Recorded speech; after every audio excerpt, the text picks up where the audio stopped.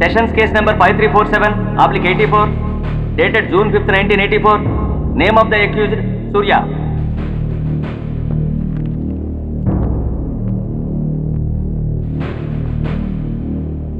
Proceed. Your honour, ఈ నేరస్తుడిని కఠినంగా శిక్షించండి అని వాదించడానికి కూడా ఒక్క నిమిషం ఆగి అతని వయసును సమీక్షించుకోవాల్సినంత చిన్న వయసులో ఇతను 2 హత్యలు చేశాడంటే మన న్యాయ వ్యవస్థ మొత్తం ఒక్కసారి మళ్ళీ ఆలోచించుకోవాల్సిన పరిస్థితి ఏర్పడింది. ఇతనికి జరిగింది అన్యాయమే, కానీ హత్యకు హత్య, హింసకు ప్రతిహింస సమాధానం కాకూడదు. ఇతను చేసిన తప్పుకు తప్పకుండా శిక్ష విధించాల్సిందే. కానీ వేసి ఆ శిక్షలా మాత్రం కాకుండా మొత్తం బాలలోకానికి, రేపటి తరానికి శిక్షణలా అనిపించాలి. It's my sincere request. That's all your honour. బాబు, నువ్వు చెప్పుకోవాల్సింది ఏమైనా ఉందా?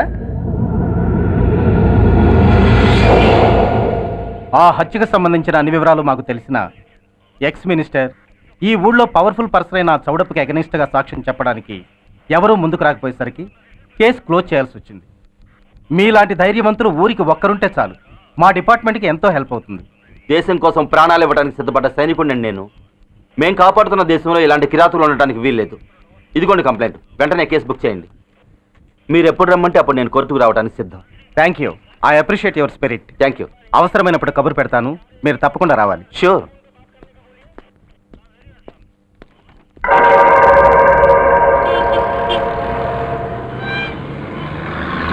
అవును సార్, రిపోర్ట్ ఇచ్చి వెళ్ళాడు. అడ్రస్ తెలుసు సార్, మిలిటరీలో పనిచేస్తాడంట, లీవ్ మీద ఇంటికి వచ్చాడు. వాడి సంగతి మేము చూసుకుంటాం సార్, మీరేం వరి అవ్వకండి. అరే ఈ మాత్రం దానికి మీరెందుకు సార్, మేమెందుకున్నాం? తెల్లారేసరికి వాడు ఎన్కౌంటర్ అయిపోతాడు, సరేనా? ఓకే సార్, ఉంటారు సార్, నమస్తే.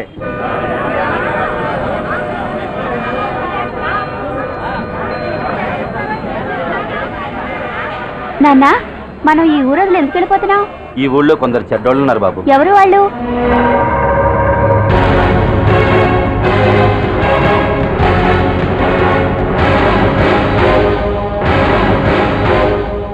జై జవాన్.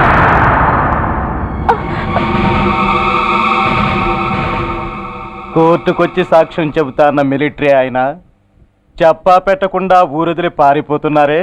రేయ్, నేను సైనికుడినిరా. వెన్ను చూపించి పారిపోవడం నాకు అలవాట్లేదు. కాకి బట్టలు తొడుక్కొని అలాంటి లుచ్చాల దగ్గర బాకీ పని చేస్తే ఇలాంటి వాళ్ళ పని పెట్టడానికి మళ్ళీ తప్పకుండా తిరిగి వస్తాను రా. అంత లేదమ్మా, అసలు నువ్వు ఇక్కడి నుంచి వెళితే కదా తిరిగి రావటానికి. తమ్ముంటే ఆపండి రా. రండిరా.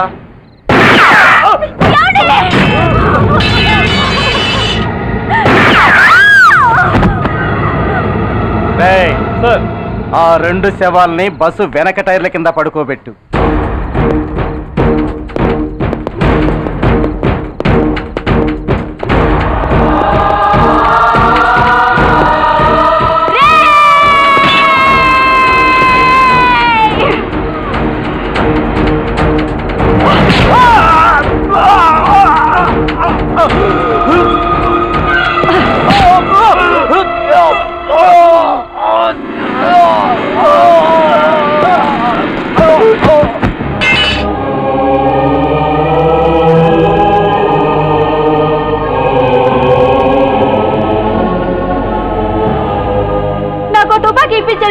ఇక్కడున్న పోలీసులందరినీ చంపేస్తారు సార్. వాళ్ళు మంచి వాళ్ళు కాదు సార్. మా నాన్న దేశాన్ని కాపాడే సైనికుడు సార్. మా అమ్మని నాన్నని అన్యాయంగా చంపేశారు సార్ ఈ పోలీసులు. అసలు పోలీసు అని కూడా బతకూడదు సార్, బతకూడదు. నాకు తుపాకీ ఇప్పించండి సార్, ఇప్పించండి, ఇప్పించండి.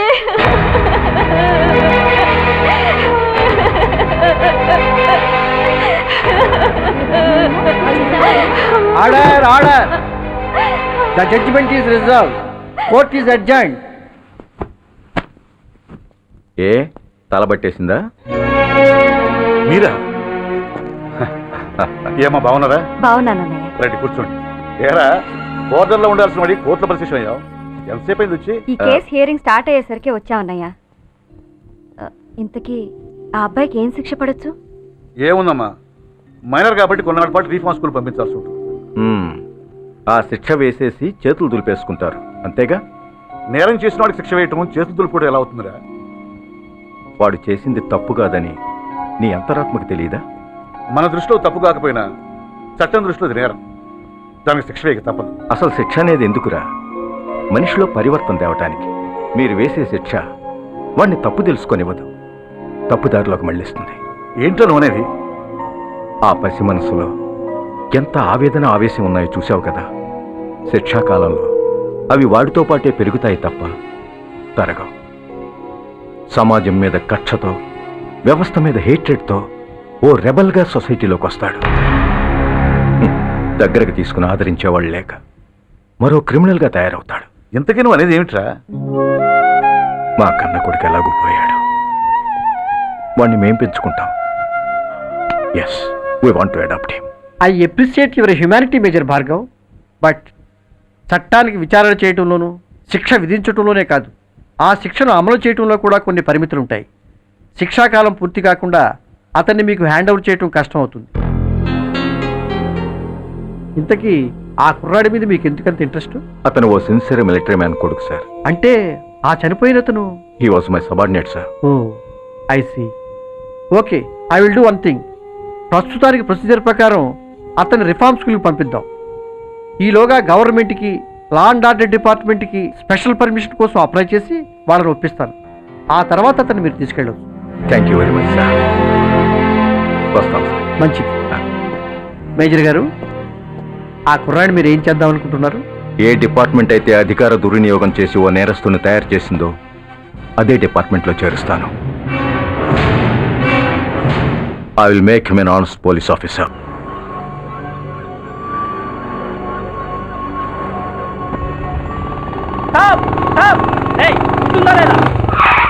నిన్నేరా? ఏంటి అలా చూస్తున్నావు?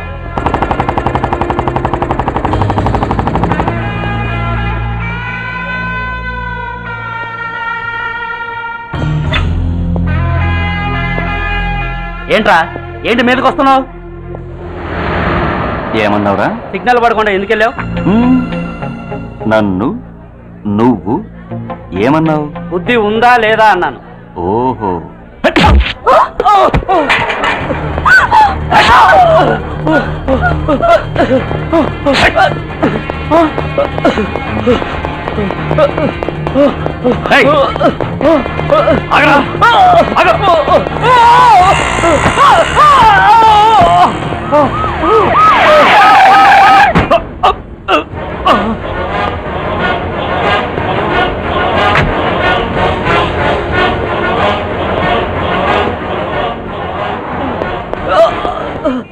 అతని హాస్పిటల్కి తీసుకెళ్ళండి. Drop the knife. కత్తి కింద పడై.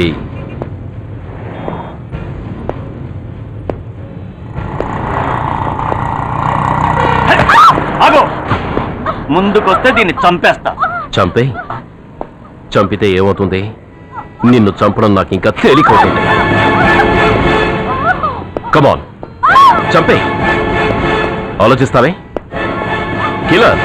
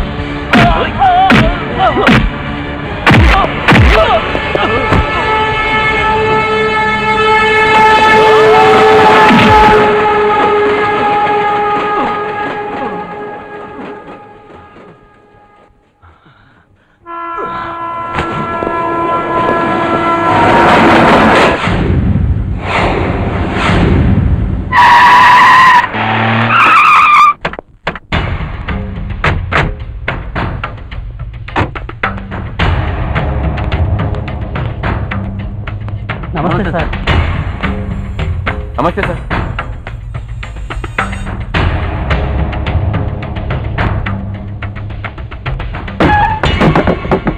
నేనెవరిని?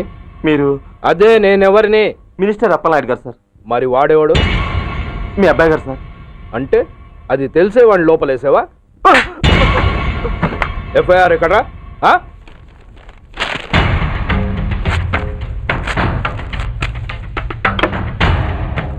నువ్వే నా రైటర్వి? అవును సార్. నీకెన్ని గుండెలుంటే మా వాడి మీద ఎఫ్ఐఆర్ రాస్తారా? రే సెల్ తాళాలు ఎక్కడ్రా? ఇదిగోండి సార్. నీ అబ్బా నాకిస్తారా? ఇల్లు తెలుగు. అసలు ఎవడరా నా కొడుకుని అరెస్ట్ చేసింది? ఏసీపీ సూర్య గారు అంటున్నానా? తూ నీ అబ్బా సిగ్గు లేదురా? ఆడంగి నాయల్లా తన్నులు తినొస్తారా? నా కడుపున చెడబుట్టావు కదరా. వెళ్ళు కాళ్ళు కూర్చో. రేయ్ అసలే అడ్డదారులు అసెంబ్లీకి వెళ్ళినోడిని. నాకు సంబంధించిన విషయంలో ఎవడన్నా అడ్డొచ్చాడో అడ్డంగా నరికేస్తా. ఆ విషయం మీ ఏసీపీ గడికి చెప్పు.